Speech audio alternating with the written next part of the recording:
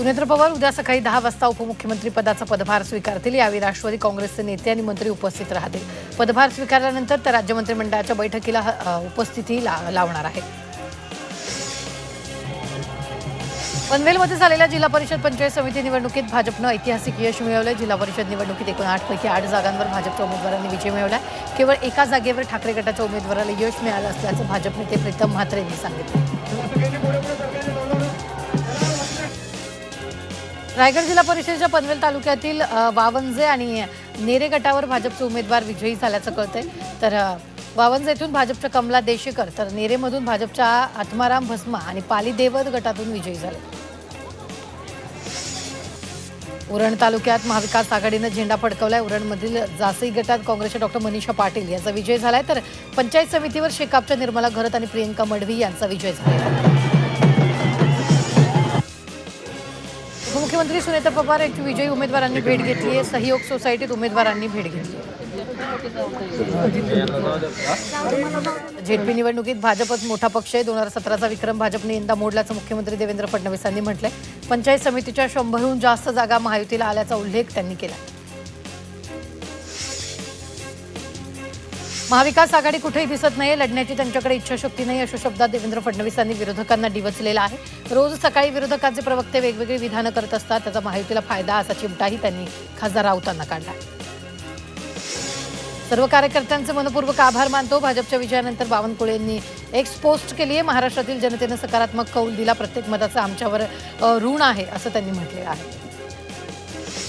महसूल मंत्री चंद्रशेखर बावनकुळे यांनी जिल्हा परिषद आणि पंचायत समितीच्या निकालावर महाविकास आघाडीवर टीका केलेली आहे। महाविकास आघाडीसाठी हा वाईट निकाल असल्याची टीका बावनकुळेंनी केली।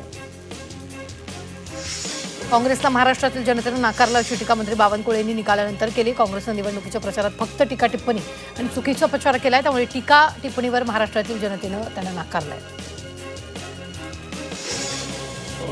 चंद्रपुरात सत्ता स्थापन करणार असल्याचं विजय वडेट्टीवार यांनी म्हटलेलं आहे। 2 अपक्ष नगरसेवकांसोबत चर्चा झाली असल्याचं विधान त्यांनी केलेलं आहे।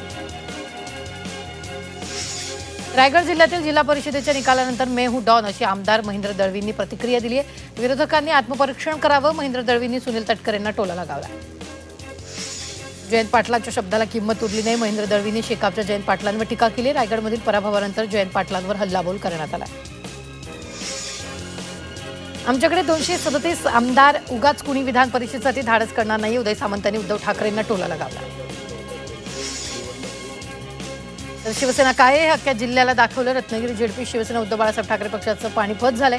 विजयानंतर उदय सामंतांनी ही प्रतिक्रिया दिली। आम्हाला सुद्धा काही ठिकाणी यश मिळालं। आदिती तटकरेंनी निकालावर प्रतिक्रिया दिली। खालच्या पातळीवर जाऊन टीका करू नये असं त्यांनी म्हटलेलं आहे। छत्रपती संभाजीनगर जिल्हा परिषदेचा अध्यक्ष महायुतीचाच होणार असा विश्वास अतुल सावेंनी व्यक्त केला। शहरासह आम्ही ग्रामीण भागातही विकास केला, त्याची पोचपावती म्हणून आम्हाला चांगला रिस्पॉन्स मिळाल्याचं त्यांनी म्हटलंय।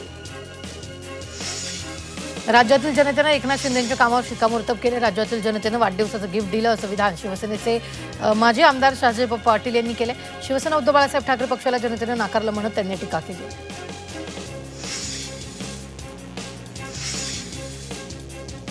कोकण रेल्वेचे वेळापत्रक कोलमडलेलं आहे। मुंबईवरून गोव्याच्या दिशेने जाणाऱ्या वंदे भारत एक्सप्रेसमध्ये तांत्रिक बिघाड झाल्यानं वाहतूक काही काळ ठप्प झालेली आहे। तर अंगणवाडी जत्रेसाठी आलेल्या भाविकांचा खोळंबा झाल्याचं पाहायला मिळत आहे। तर IIT आणि NIT आणि इतर महत्त्वाच्या इंजिनिअरिंग महाविद्यालयात BE BTECच्या प्रवेश परीक्षेसाठी अर्ज करण्यात येणार आहेत। संयुक्त प्रवेश परीक्षेचं 2ऱ्या सत्राचा अर्ज भरण्यास सुरुवात झाली असून 25 फेब्रुवारीपर्यंत अर्ज करता येईल। कोट्यवधींची फसवणूक करणाऱ्या नार्वेकर दाम्पत्याला ठाणे कोर्टात हजर केलं होतं। यावेळी ठाणे कोर्टानं त्यांना 12 फेब्रुवारीपर्यंत पोलीस कस्टडी सुनावली। नार्वेकर दाम्पत्याला ठाणे कोर्टात आणताना त्यांनी पुन्हा घेऊन जाताना गुंतवणूकदारांनी मोठी गर्दी केली। पालघर जिल्ह्यात मुंबई वडोदरा एक्सप्रेसवेवर रहदारी सुरू होण्याआधीच बांधण्यात आलेला पादचारी पूल कलंडला।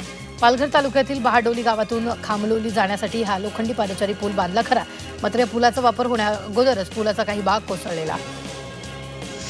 शिवसेनेच्या महेश गायकवाडांनी कल्याणपूर्वच्या तिसगाव पाडा परिसरातील रस्त्याची पाहणी केली। नागरिकांना त्रास झाला तर अधिकाऱ्यांना खुर्चीवर बसू देणार नाही, काळे फासणार KDMचे अधिकाऱ्यांवर सज्जड इशारा त्यांनी दिलेला आहे।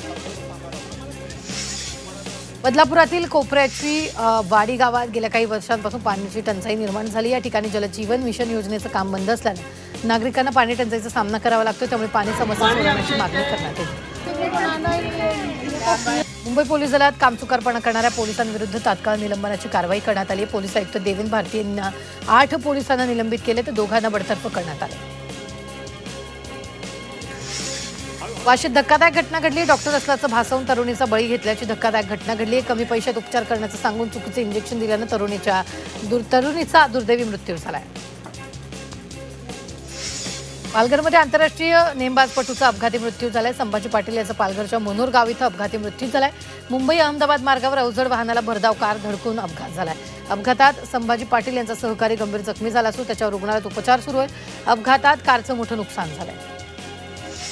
गडचिरोलीच्या अहेरी आलापल्ली मार्गावर वाहनानं एका काळ्या पिवळ्या वाहनाला धडक दिली. अपघातात रिक्षातील 8 प्रवासी जखमी झाले असून 4 जणांची प्रकृती चिंताजनक आहे. सध्या जखमींवर रुग्णालयात उपचार सुरू आहे.